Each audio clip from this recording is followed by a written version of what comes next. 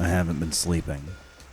14 weeks ago, a bottle of Pappy 23 sold at auction for $52,000. Not that it was worth it, or that any bottle is, but Stitzel Weller 23 year is worth like $4 to $5 grand.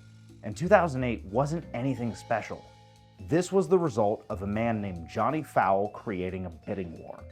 Johnny is not only the second most dapper man in whiskey behind Fred Minnick, he is the master of whiskey for Sotheby's Auction House. If you're unfamiliar with Sotheby's, they generate a lot of headlines, like with this $10 million stamp, or this dinosaur skull, or this bottle of Macallan 1926. Apparently, 60 years in a barrel will command you $1.9 million at auction. In 2019, it cemented itself as the most expensive whiskey ever sold. But that's the easy question. For fuck's sake, CNN wrote about that bottle. What's the most expensive bourbon ever? Google is wrong. Don't get me wrong, their answer makes sense. It's not crazy, but they list the average price of Old Rip Van Winkle 25 year for $65,000, and that is insane. That is the list price on Cask Cartel. The value of this bottle is around 25 to 32 grand, which, don't get me wrong, that's still crazy, but it's not double that. And I know that my evaluations aren't crazy because Sotheby's says that the Pappy 23 set a record for Van Winkle at auction. So what is the most expensive bourbon? MSRP, I believe it is still Michter's Celebration, which is 7 grand, but that's also a different question. Okay, enough messing around. The most expensive bourbon ever sold is from Buffalo Trace. More specifically, it's part of their O.F.C. vintage series. These are bottlings that I implore you not to lose sleep over. Buffalo Trace doesn't even talk about the quality of whiskey when they sell these. These are meant to be the ultimate collector's item. They're sold to raise money for charity, and most of these vintages are not age statements. So the O.F.C. 1980 only spent 19 years in a barrel and another 21 years in steel tanks. But that did not stop it from fetching a record-setting $58,000 or 20.12 Ethereum when this sold last year. So why did this O.F.C. set the record? Well, you might have caught that this was a crypto sale. And if JPEG images are worth hundreds of thousands of dollars, I don't think a bottle worth almost 60K is that crazy. This bottle was sold on BlockBar, an NFT whiskey platform where bottles are real releases.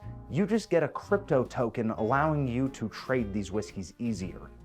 BlockBar deserves its own episode. This story's f***ing nuts. It involves tax-free money being sent to Israeli radicals in potentially one of the biggest booze scams in modern history. So we're saving that for an investigation. This is a quickie. I'm only dressed like this because I have a court date in the morning. It's not terribly surprising that these whiskeys sold for over twice their expected value. But we can't just blame it on crypto. I would argue the biggest influence on the price of these bottles was the size. These were 6-liter bottles. That is 8 normal bottles of whiskey. That is 3.4 handles of one of the rarest releases that Buffalo Trace has ever put out to the market. So sure, maybe I'd rather have a C8 Corvette, but I wouldn't blame you for getting the 1980 O.F.C. instead.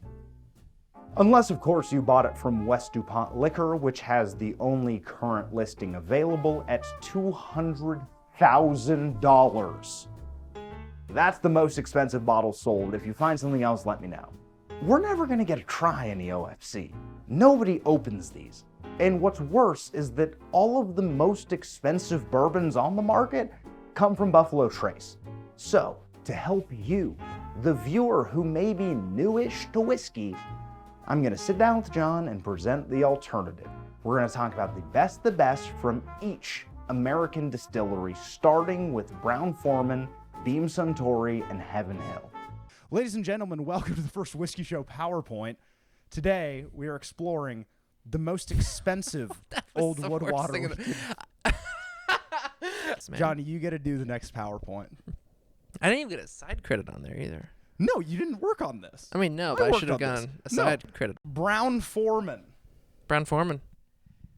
They're the largest distillery in America by production volume. Is this just guessing the brands right now? That Yes. So who do you think would be one of the biggest volume movers in the US? what about Jack Daniels? Jack Daniels, Old Forester, Oh, okay. and Woodford Reserve. Oh, okay. What do you think their most expensive bottle would be, though? For Brown-Forman in general? Yes. For Brown-Forman as a company, where would you peg their most expensive product? Old Forester. Gray Campus, they What's have. the best Old Forester?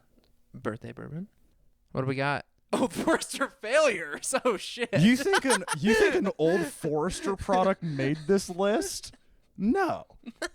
First, we have Birthday Bourbon.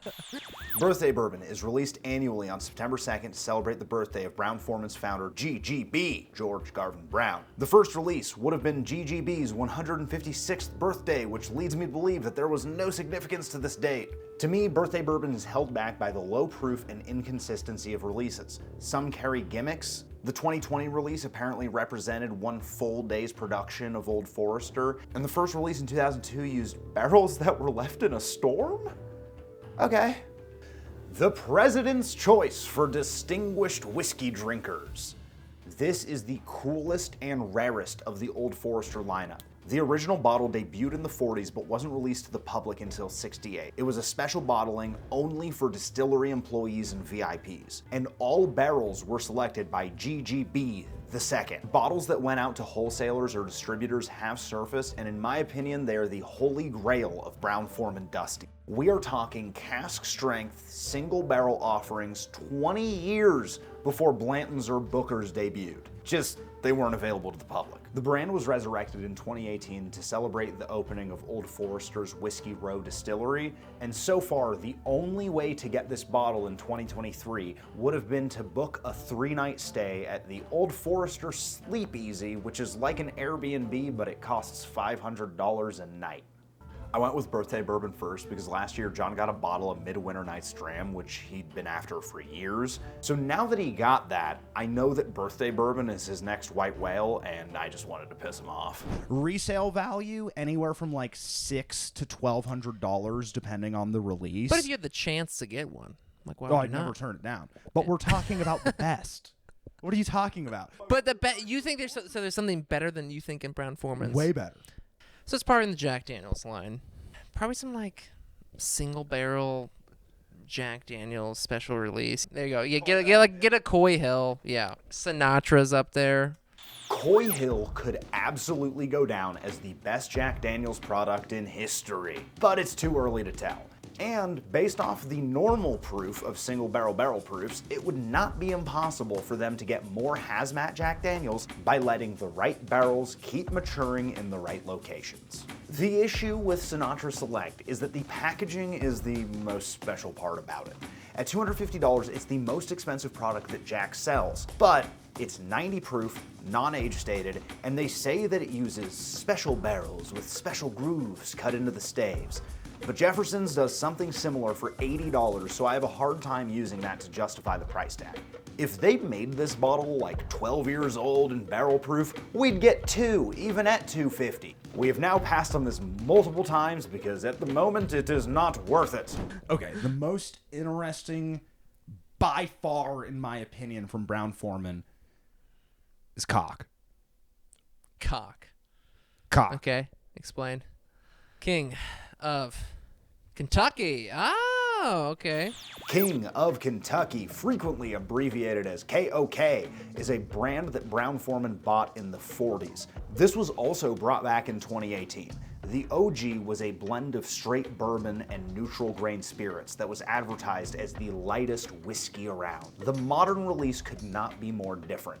Single barrel, non-chill filtered, and it doesn't say barrel proof, but it is. But really, the age is what sets Cock apart from any other Brown-Forman product. Birthday bourbons tend to be 9 to 14 years, President's Choice is typically 8 to 10, Cock has been 14 to 18 years depending on release. Brown-Forman heat cycles their warehouses, so the yield at 10 years and older is extremely low. At that age, barrels can straight up go dry and be empty. To mitigate this, barrels of cock were cycled between warehouses, so each barrel spent half of its life in a heated warehouse that's listed on the label, and they spent the second half of their life in warehouse O, which didn't feature steam heating. Past tense, because apparently warehouse O has since been destroyed, leaving us asking, where's cock now? This is the only bottle I've ever seen marked as Brown-Forman. Yeah, that actually has Brown-Forman's name stamped on the front. King of Kentucky. Yeah. There are less than 12,000 bottles of this in existence, and it was called King's Blend because apparently horse racing is referred to as the King's Sport. Because because when you go on the track and you see a dude wearing a straw fedora, a Hawaiian shirt, holding a cup of Crown Royal, you're like, damn, that's a king. That's a king right there. Beam Suntory. All right, John, this is the real test. Small batch brands. You have heard me say the 4 B's of Beam many times, but did you ever once register in your brain? Why is that one B off? I don't know. B, B, B, and B. In the and then off indented B? Okay, give me a hint. It's not going to be like something like the Branson Brotherhood of Bourbon. Fuck. Do we have any of these at our bar right now? We have most of that. Well, we have Baker's in my trunk. Baker's. Basil's. Oh, God Booker's. damn it. And Knob Creek. Oh, The Knob 4th B of Creek. B. Oh, that makes sense why it was indented. What's the best product they've ever made? Oh, shit. Maybe Knob Creek. I bet there's a nice Knob Creek. The thing that's magical about Jim Beam is that they don't have very many expensive products. That Knob Creek 18 is like $150 or $180 MSRP. It's not that expensive, but the most expensive and influential bottle they've ever introduced is the Jim Beam Masterpiece. The Jim Beam Masterpiece has been butchered by its latest release. The original was an 18-year-old bourbon finished in French cognac casks.